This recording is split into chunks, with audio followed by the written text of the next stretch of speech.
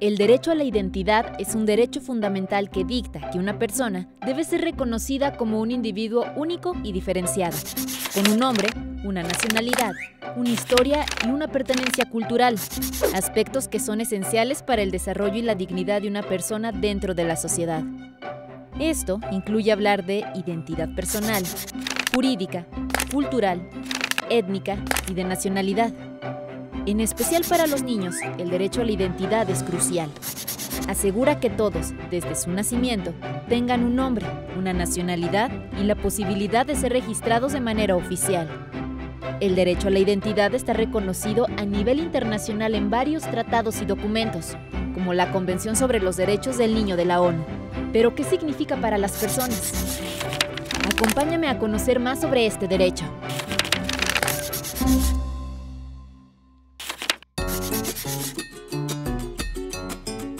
El Día Nacional del Derecho a la Identidad se celebra el 22 de octubre. Esta fecha conmemora la lucha de las abuelas de la Plaza de Mayo en Argentina por la recuperación de niños y niñas apropiados por la dictadura cívico-militar.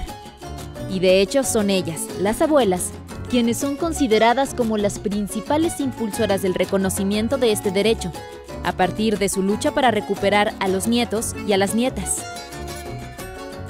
Desde el momento en que nacemos, todos tenemos derecho a obtener una identidad. Es la prueba de nuestra existencia como personas y como parte de una sociedad. Los registros civiles son los encargados de proporcionar el primer documento identitario que puede adquirir un ser humano. Así que decidimos que nuestra búsqueda debe iniciar aquí. Adolfo Suárez Ramírez es titular del Registro Civil de Aguascalientes y asegura que para el Estado, el derecho a la identidad es fundamental para que la persona pueda exigir otros derechos. Muy bien, gracias. Licenciado, primero preguntarle, ¿cómo entiende la autoridad, cómo entiende el Estado la garantía del derecho a la identidad? Es un derecho humano que el Estado lo entiende como una obligación propia del Estado que tienes que brindar a todos los ciudadanos por igual, aunque sean extranjeros inclusive. ¿Qué tan importante es? Porque se habla de que puede ser la llave para el resto de los derechos, porque es solo un nombre, es solo un acta, ¿de qué trata? No, olvídese, la verdad es que para mí, para mi punto de vista, yo creo que es un derecho fundamental, diría yo primario, porque a raíz de ese derecho, el derecho a la identidad, es que nace para todos los ciudadanos que lo tienen la posibilidad de exigir los demás. Y sobre todo, creo que el Estado tenemos la obligación, quienes estamos en esta función del registro civil, tenemos precisamente la función y obligación de ser hasta cierto punto accesibles, facilitar el cumplimiento para, en este caso de las personas, el acceso a ese derecho. Si una persona no posee un acta y un nombre, ¿no existe para el Estado? Es correcto. Si una persona no, pues no tanto que no exista, sino no tiene el elemento que es precisamente el acta de nacimiento y no obra en los registros del Estado como tal. ¿Solo los padres pueden registrar a un menor? No, pueden registrarlos también la abuela materna. Aquí la cuestión es identificar a la madre. Para nosotros es importante identificar a la madre para no tenemos que procurar evitar que podamos caer en una situación en algún ilícito, un hecho ilícito. Aún así, alcanzar este derecho a tener un nombre propio cuesta y es un proceso burocrático. ¿Cómo lo garantiza la autoridad a personas en condición de vulnerabilidad? Bueno, déjeme decirle que la verdad creo yo que el Estado tiene todos los elementos necesarios para poder garantizarlo. Y lo garantiza empezando por la propia Constitución General de la República, en su artículo 4, que dice toda persona tiene derecho a ser registrado inmediatamente después de su nacimiento. Entonces, esa es una obligación para nosotros como registro civil. Inmediatamente después de su nacimiento tenemos la obligación de registrarlo. Y aparte, el regalarle es decir, en forma gratuita, extenderle su acta de nacimiento. ¿Es gratuito para todos? Es gratuito, por supuesto. Y no solamente el acta, sino el propio registro.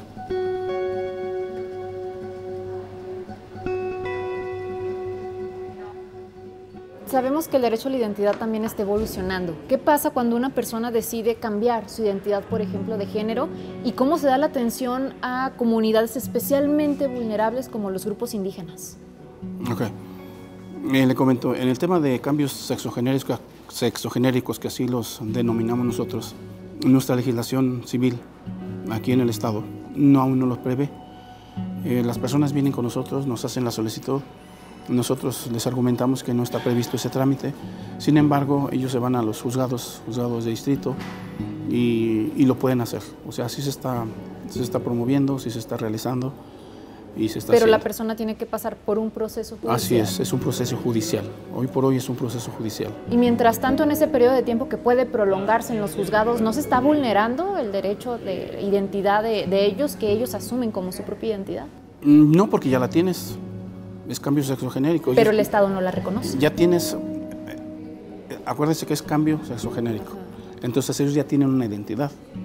Ellos ya poseen una desde que nacieron.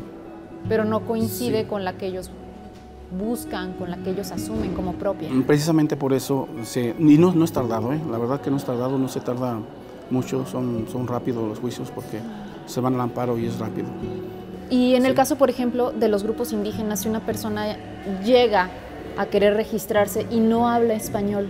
Tenemos que buscar el cómo sí. De hecho, es una política que tenemos aquí, es cómo sí, o sea, no cómo no. O sea, tienes que buscarle cómo sí. O sea, si una persona, inclusive extranjeros, o sea, si vienen y quieren registrar, hay veces que no tienen su identificación muy clara, pero hubo una reforma inclusive para los extranjeros. Pero si el niño ya nació aquí, o sea, tenemos aquí o en el territorio nacional, tenemos que ver la forma de cómo lo vamos a inscribir, cómo lo vamos a registrar y hacerle válida esa garantía, ese derecho humano.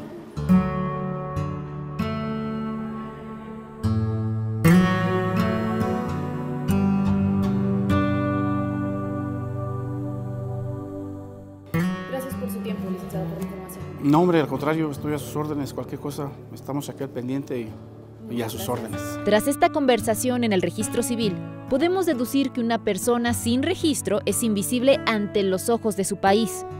Pero ¿qué otra cosa hay detrás del derecho? ¿Queda garantizado con ver nuestro nombre en un acta de nacimiento?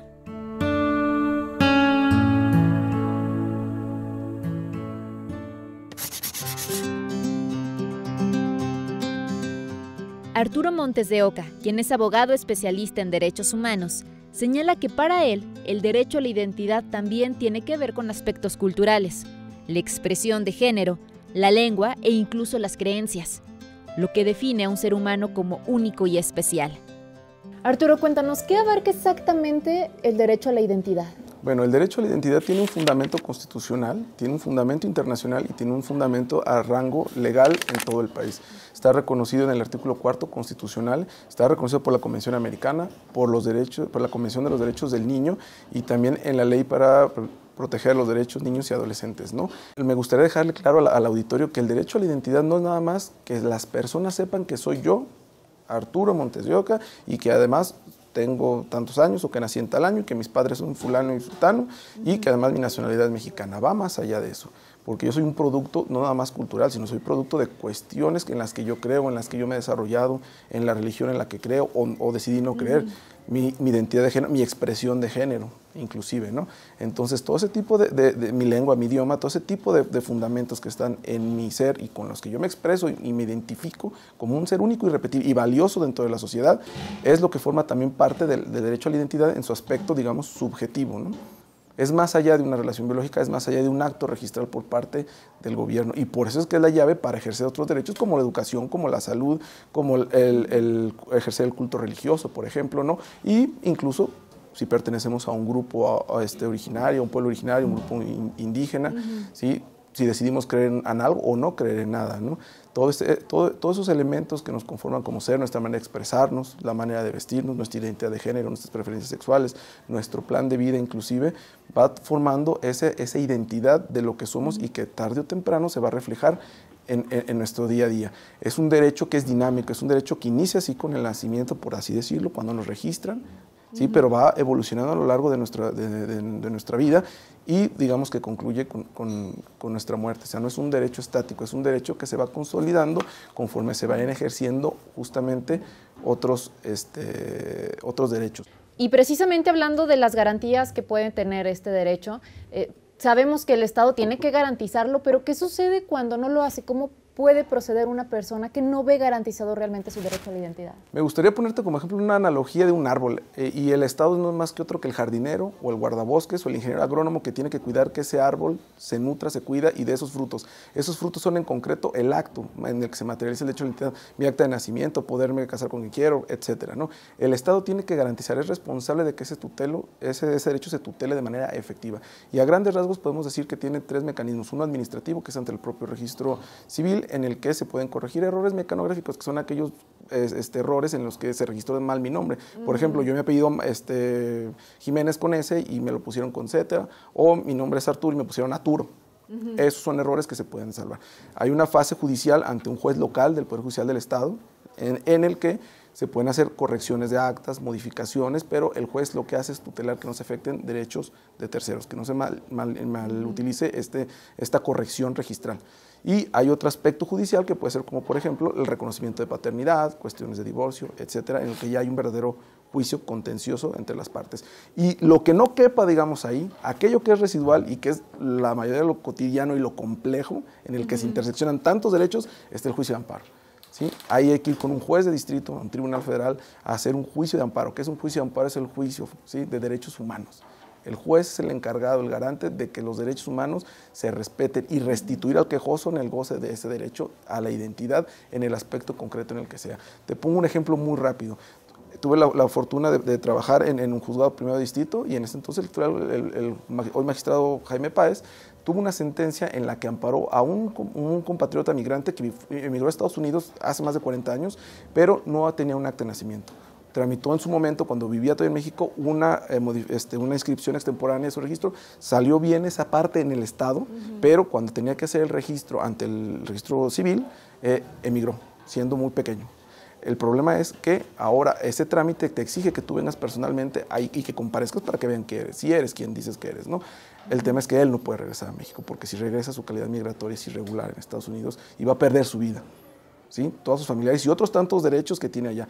Entonces, ¿qué es lo que hizo un juez de distrito? Vamos a hacer que sí se pueda, dentro de lo legal y dentro del margen constitucional, y restituirle el derecho que le ha sido afectado. ¿Y cómo fue?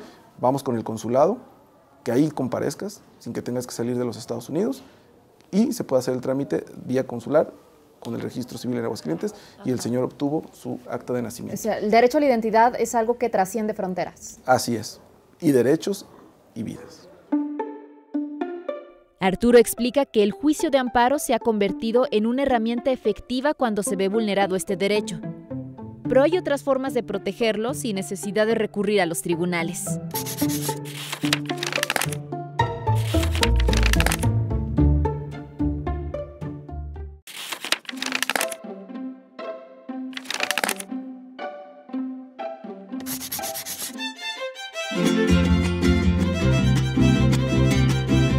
Según el último censo del INEGI, en México, al menos 1,5 millones de personas de todas las edades no cuentan con un registro de nacimiento.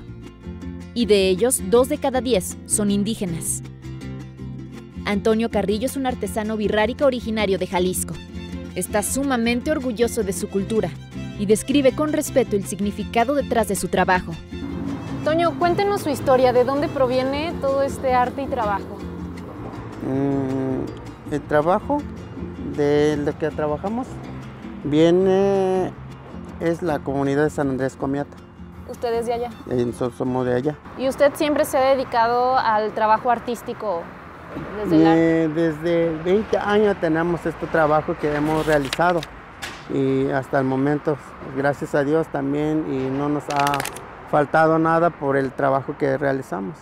¿Y usted también lo enseña a otras personas? A veces cuando se requiere, sí, cuando la gente me pide, sí lo enseñamos. Y cuando ustedes crean estas piezas, ¿qué ven? ¿Qué representan? Nosotros lo que hacemos en las piezas es lo que se hace por imaginación. Es de la cultura que se maneja en el pueblo de San Andrés. En cada localidad se hacen sus festividades. ¿Y esas festividades se ven reflejadas en lo que están haciendo? Sí, estos trabajos están relacionados, por decir, el venado, el forma de peyote y la flecha, y son los que más se utilizan, las velas, son los que entregamos en los lugares sagrados. Y cada figura aquí tiene un significado, ¿verdad? ¿Qué nos puede contar de ello? Porque nos dice que lo van haciendo conforme se lo van imaginando. La imaginación es lo más importante aquí. ¿Cómo es eso? Mira, porque por decir, eso es de cabeza de venado. Este es nuestro hermano mayor para nosotros. Y aquí vemos el águila, que es que nos presenta, es lo que usa el chamán, el guardián de nosotros todos, lo que nos dirige a base del sueño. Y el serpiente es el más frío de todo lo que existe, son los que nos protegen a la naturaleza. Y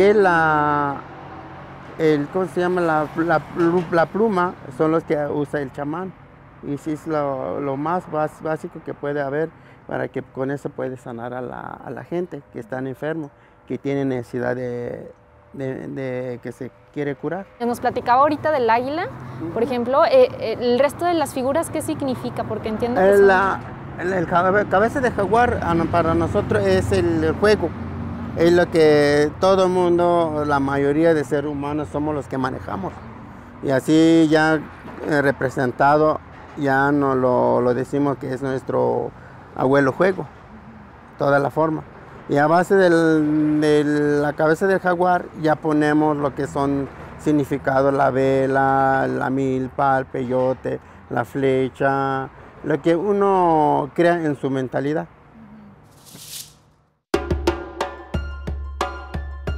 Cuando alguien se acerca y compra una de estas piezas de arte, en realidad, ¿qué está obteniendo? ¿Es solo la pieza o qué significa? ¿Qué se lleva esa persona? Pues recuerdo de la cultura birrárica, es lo que se lleva, porque son trabajo y maquinaria.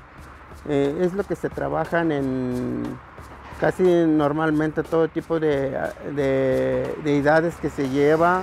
Se están llevando, digamos, un pedacito de la cultura. Sí, eso es lo que justamente son los que le decimos a los clientes, qué es lo que se está llevando, qué representa cada imagen que grabamos en una pieza. Es lo que se trabajan casi la mayoría. Por eso se queda muy emocionado la gente. Ay Dios, fíjate que sí, la cultura birrárica es esto. Si pudiera regalarnos un mensaje en su lengua materna acerca de lo que significa su identidad y su cultura. Y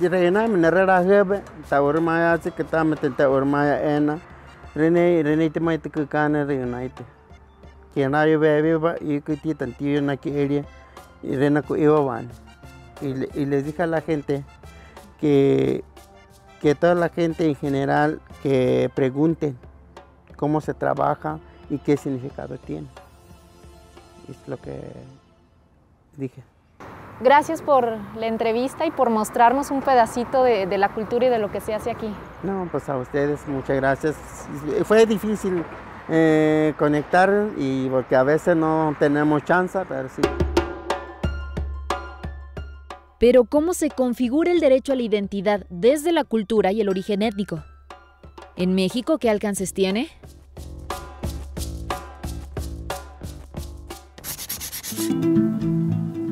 Este derecho no es estático, está en constante evolución. Un claro ejemplo de ello es la historia de Susan Rodríguez. Ella es coordinadora de la Red Hidrocálida de Personas Trans y nos comparte su experiencia al transitar jurídicamente de una identidad a otra. Susan, quisiera que nos contaras cómo has vivido esta búsqueda del derecho a la identidad. Mira, de manera particular, a modo personal, ha sido un calvario. Es un tema difícil, es un problema que hemos tenido las personas, porque no nada más es el tema social, sino es el tema administrativo. El poder contar con un documento oficial que acredite esta identidad con la que tú te vives, porque aunque a mí me dieron una identidad al nacer, es algo que no coincidía con mi identidad de género. Muchos pudieran pensar que estamos refiriéndonos solo a un papel, una identificación, pero ¿cuál es el peso de ese papel? ¿Por qué la importancia realmente? Primero, el autorreconocimiento que una tiene como ser humano, como persona, como mujer, porque a uno así se autopercibe. Entonces te da una seguridad. Es un trabajo emocional, es un trabajo de la salud mental que te ayuda a cambiar, porque te cambia la vida. El no sentirte frustrada cuando vas a un establecimiento y te hablen en masculino cuando lo que ven es un aspecto femenino, algo con lo que vives. El tema de acceso al trabajo, tu derecho a laborar, porque luego creen que no tenemos una capacidad nosotras para poder ejercer un trabajo o que no podemos tener acceso a la educación. Las que hemos podido lograr tener este nivel académico o que mínimo tienen un nivel preparatoria, se enfrentan a muchas cosas.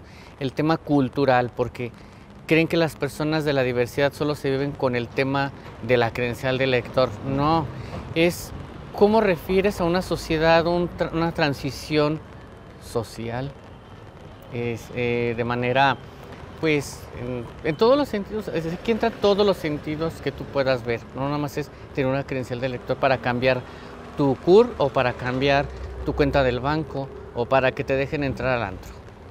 Digamos, la identidad es reconocerse y que te reconozcan. Así es, el que puedas existir para la sociedad, porque estás en el limbo. No se nos da este derecho porque yo puedo contar con una credencial de lector que diga mi nombre primigenio y a lo mejor con mi fotografía como vivo, que sería mi transición social. Pero para las personas dicen, no, es que aquí pareces esto y acá dice esto. O sea, tiene que coincidir jurídicamente con lo que se ve. Ahora, has tenido una búsqueda extensa, jurídica, burocrática, respecto a obtener tu identidad. ¿Cómo describirías, después de esa experiencia, lo que es el derecho humano a la identidad? En México, hablando a nivel nacional, es algo que no se ha otorgado todavía en toda la República, que se ha luchado a golpe de sentencias, con sangre, con muerte, porque muchas de nuestras compañeras que han estado en la lucha han muerto a causa de... O sea, no es algo que la gente diga, vives en México y tienes derechos, sí, pero son ciertos derechos y ciertos privilegios como mexicano cuando no estás desafiando el sistema binario. Pero ya cuando empiezas a luchar contra el sistema, a lo que está marcado, que ya afecta tu derecho a una identidad o un derecho personal, el mismo sistema te bloquea. Entonces hay que hacer juicios, hay que hacer, bueno, primero búscate un abogado que haga el cambio, que te acepten el proceso. Ahorita ya en toda la República se pueden hacer procedimientos administrativos o juicios de cambio de identidad según sea el Estado, según su legislatura, porque no todas las legislaturas lo han hecho, no todos los estados han modificado la ley. O sea, te enfrentas al mismo sistema del gobierno, a los que hacen las leyes para defender tus derechos son los que te bloquean tus derechos. Pero bueno, más aparte, ya cuando tenemos el cambio, nos enfrentamos otra vez al sistema, porque el juez dijo, sí, tienes el derecho y el registro civil ya te va a cambiar tu identidad y se van a adecuar tus documentos. Ya tienes el INE, perfecto, pero tienes que ir al Seguro Social, que es otro gasto porque tienes que trasladarte, sacar copias, pedir copias certificadas de tu juicio, tienes que ir a la FORE, tienes que ir a la educación, a todas las áreas donde tengas un registro con tu nombre anterior, lo tienes que actualizar. Y peor, si ya tienes un título profesional, tienes que volver a pagar este título porque se da de baja la anterior y tienes que hacer nuevamente una titulación. Es lo más lamentable. Y todo este camino solo para que alguien sea reconocido. Para que digan, esta persona sí pudo estudiar, esta persona sí tiene derecho a vivir, a educarse, a tener salud, a tener derechos. Ahora, Susan, cuando hablamos de identidad no solo nos referimos a identidad de género, hay otras identidades y que incluso pueden sumar vulnerabilidad en las personas. Así es, mira. El tema de las personas trans no solo se queda en un tema de identidad. En nuestras poblaciones tenemos mujeres indígenas que han tenido conflictos dentro de nuestro propio país por ser indígenas que creen que son personas que están migrando de otro país cuando son de nuestro propio país por no tener una identidad o una credencial que les acredite una nacionalidad. Tenemos, por ejemplo, aquí en Aguascalientes personas con discapacidad. Tenemos personas que pueden tener alguna condición extra, por ejemplo, extrema pobreza. Tenemos mujeres trans adultas mayores. O sea, ya nuestra población es tan diversa no más en el tema de identidad, sino en diferentes condiciones que también siguen siendo vulnerabilizadas por ser trans, pero que es un área transversal. Por ejemplo, nosotros lo que hacemos es dar atención psicológica, médica y legal, pero no estamos solo en la red hidrocálida. Tenemos, por ejemplo, lo que es a Clínica Sura. Ellos se encargan del área psicológica, donde te pueden atender a ti con la necesidad que tengas. Ya sea, por ejemplo, tú como persona trans, tengo un tema de autismo. Mi familia tiene o tengo un familiar de autismo, no sé cómo atender. También recibimos. O sea, nosotros no solo hablamos de sexualidad, hablamos de personas en vulnerabilidad, hablamos de derechos humanos, hablamos de personas. Platicar con Susan me deja esta reflexión. Hay un proceso de integración en la sociedad y de aceptación por parte del Estado que aún es complejo. Necesariamente, en México, hablar de identidad es hablar de luchar contra la discriminación.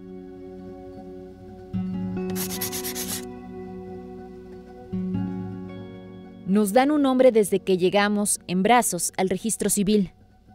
Tanto nuestras creencias y crianza como las decisiones que tomamos a lo largo de nuestra vida nos configuran como seres únicos, pero también como parte de una comunidad. A lo largo de ese camino, tenemos, por ley, el derecho de que tanto el Estado como el resto de la comunidad respeten y acepten esa identidad. Y también tenemos el derecho de mostrarla, de que nuestras creencias y orígenes sean reconocidos e incluidos. Todos tenemos derecho a saber quiénes somos, dicen las abuelas de la Plaza de Mayo.